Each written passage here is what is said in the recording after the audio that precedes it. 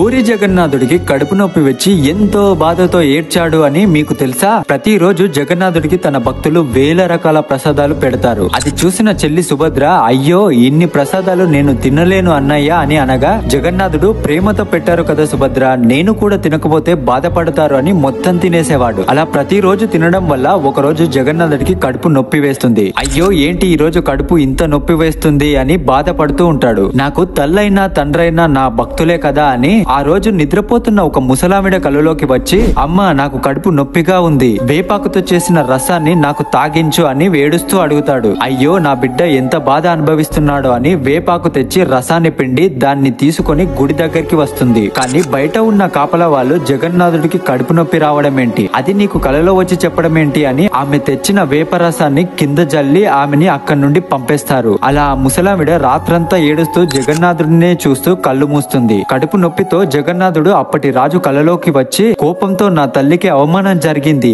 నా కడుపు చాలా నొప్పిగా ఉంది అనడంతో ఆ రాజు ఆ ముసలావిడ దగ్గరకు వెళ్లి వేపరసాన్ని తయారు చేపించి ఆ ముసలావిడ చేతులతోనే ఆ జగన్నాథుడికి అర్పిస్తారు. వెంటనే జగన్నాథుడు కడుపు నొప్పి పోతుంది. అదే ఆచారం ఇప్పటికీ కొనసాగుతుంది. అందరూ చెప్పండి, జై జగన్నాథ స్వామికి.